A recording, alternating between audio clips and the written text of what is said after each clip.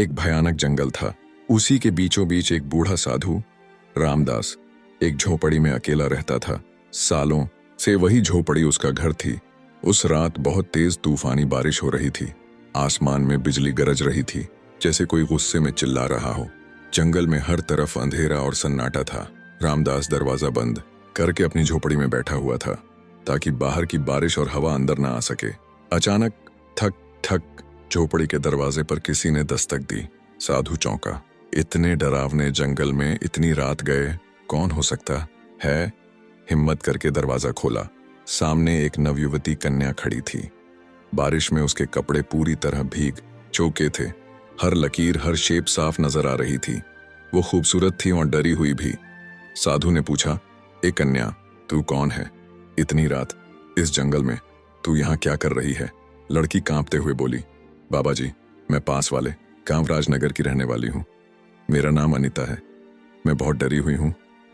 उसकी आवाज थरथर आ रही थी। कुछ लोग मेरे पीछे पड़े हैं। वो मुझे मारना चाहते हैं, मेरी इज्जत लूटना चाहते हैं। मैंने अपनी जान बचाकर यहाँ तक भाग के आई हूँ। कृपया मुझे बचा लीजिए। रामदास ने उसे अंदर बुला लिया। उसके लिए चटाई बिछाई और दिया जलाया। झोपड़ी में अब सिर्फ दिए की हल्की रोशनी थी और बाहर तूफान की आवाज। अनीता की आंखों में डर था। वो कांप रही थी। उसने कहना शुरू किया, मैं राजा विक्रम सिंह की बेटी हूं। मेरे माता पिता अब इस दुनिया में नहीं हैं। उनके जाने के बाद लोगों की नजर मेरी खूबसूरती पर टिक गई। वो मुझे छूना चाहते हैं, मेरा शरीर अपवित्र करना चाहते हैं। साधु रामदास उसकी बातें चुपचाप सुनता रहा। उसे लग रहा था कि ये लड़की कुछ और भी छुपा रही है। क्या उसका यहां आना सिर्फ इत्तेफाक है? बाहर तूफान बढ़ता जा रहा था। झोपड़ी के अंदर सिर्फ दो लोग थे, एक बूढ़ा साधु और एक जवान कन्या। कुछ देर बाद अनीता बोली, बाबा, मैं बहुत डरी हुई हूं। क्या आज की रात आप मुझे यहां रहने देंगे? रामदास ने उसकी तरफ देखा। उसकी आंखों में मासूमियत और डर दोनों थे। बूढ़े बाबा ने कहा, हाँ बेटी, आज रात तुम यहीं रहो। ये झोपड़ी तुम्हारी भी है। अनीता चटाई पर लेट गई। साधु रामदास उसे देख रहा था।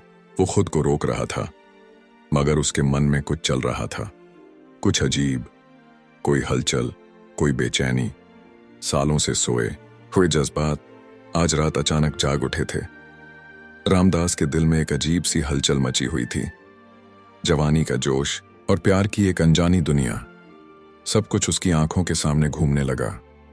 वो मन ही मन सोच रहा था, ये रात कैसे कटेगी? मैं खुद को कैसे रोकूंगा?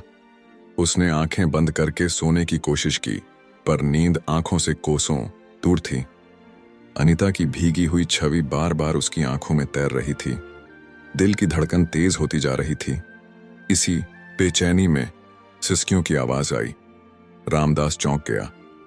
वो झटपट उठा और अनीता के पास गया। देखा कि वो लड़की रो रही थी। उसने नरम लहजे में पूछा, ए अनीता, क्या हुआ? तुम क्यों रो रही हो? लड़की ने कपकपाते हुए जवाब दिया, मेरे साथ कुछ ऐसा हुआ है जो मैं किसी को नहीं बता सकती।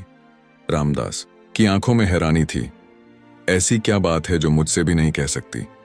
कौन सा राज है जो छुपा रही हो? अनीता की आवाज और धीमी हो गई। मैं कोई अच्छी लड़की नहीं हूं बाबा। मैं बहुत प्यास से भरी हूं। मैं भटकी हुई हूं। और फिर उसने वो बात कह दी जिससे रामदास का खून सूख गया। मैं एक आम लड़की नहीं हूं, मैं एक भटकी हुई आत्मा हूं। रामदास का शरीर कांपने लगा। उसके पैरों तले जमीन खिसक गई। आत्मा? ये क्या कह रही हो तुम? मैं कैसे मानूं ये सब? अनीता ने नीचे देखना शुरू किया और फिर धीरे धीरे अपनी कहानी बताई। बहुत समय पहले मैं रानी राधा थी। एक आदमी था अर्जुन। वो मुझसे शादी करना चाहता था, पर मैं उससे प्यार नहीं करती थी।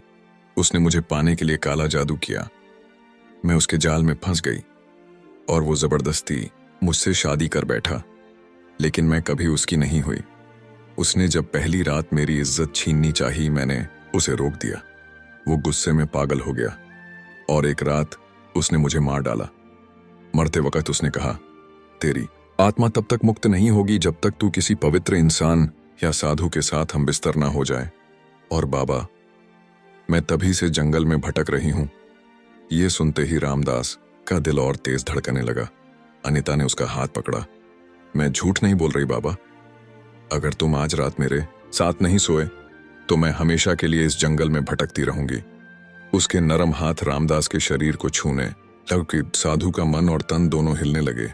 मगर तभी बाहर से एक भयानक आवाज आई, जैसे कोई और भी वहां था। रामदास झट से उठा और झोपड़ी से बाहर भागा। बाहर घुप अंधेरा था। उसने पलटकर झोपड़ी की ओर देखा। अनिता चुपचाप खड़ी थी। अचानक एक काला साया उसके सामने आया। आवाज गूंजने लगी, मैं वही हूं जिसने इस लड़की को तेरे पास भेजा है। वो वही साया था जिसने काले जादू से अनिता की आत्मा को सालों से बांध रखा था। वो जोर से हंसने लगा और बोला, साधु रामदास, तुम अब मेरे जाल में फंस चुके हो। तुम बच नहीं सकते।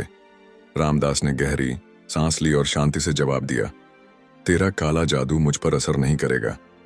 तूने सोचा मैं एक लड़की की सुंदरता से भटक जाऊंगा? नहीं, ये मेरा रास्ता नहीं है। ये सुनकर अनिता की नजरें नीचे झुक गईं। उसकी आंखों में शर्म थी। साया फिर गरज कर बोला, तुम भी तो इंसान हो, तुम्हारे अंदर भी तो वासना होगी। तुम कैसे बचोगे मुझसे? साधु रामदास ने अपनी आंखें बंद की और फिर आसमान की तरफ देखा। कुछ पल शांत रहने के बाद बोला, मैं रोशनी का रास्ता चुनता हूं, तेरे अंधेरे का नहीं। अनिता की आंखों में आंसू आ गए। वो सोचने लगी, क्या मैं वाकई ये करने जा रही थी?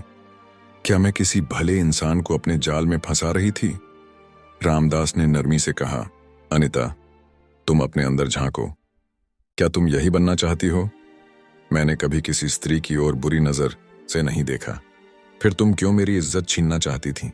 साया हंसने लगा, बहुत देर हो चुकी है साधु, अब इसका कुछ नहीं हो सकता। मगर अब अनिता की आंखों में एक नई रोशनी थी। उसने धीरे से कहा, मुझे नहीं पता सही क्या है और गलत क्या, मुझे बस मुक्ति चाहिए, शांति चाहिए। रामदास ने जवाब दिया, तुम्हें अपनी आत्मा के लिए नहीं, अपने वजूद के लिए लड़ना होगा। ये लड़ाई अब तुम्हारी है। अनिता ने गहरी सांस ली। अब वो डर नहीं रही थी। उसने साया की ओर देखा और कहा, हाँ, ये मेरी लड़ाई है और अब मैं इसे खुद लड़ूंगी। उसने अपनी आंखें बंद की, दोनों हाथ उठाए और साया की तरफ बढ़ी। जैसे ही उसके हाथ साया को छूते हैं, तेज हवाएं चलने लगती हैं, अंधेरा कांपने लगता है, साया तड़पने लगता है, चीखता है। मगर अब अनिता की आत्मा जाग चुकी थी। उसने पूरी शक्ति से साया को मिटा दिया। हर तरफ शांति फैल गई। जब अनिता ने अपनी आंखें खोलीं तो सामने साधु रामदास खड़ा था, शांत, गंभीर। अनिता उसकी तरफ बढ़ी और कहा, मुझसे बहुत बड़ी भूल होने जा रही थी। आपने मुझे रोक दिया, आपने मुझे फिर से इंसान बना दिया। रामदास ने मुस्कुराकर जवाब दिया, अब तुम आजाद हो जाओ और अपनी जिंदगी नए सिरे से शुरू करो।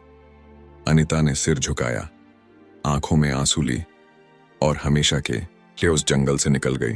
अब उसकी आत्मा मुक्त थी। वो अंधेरे से रोशनी की ओर बढ़ चुकी थी।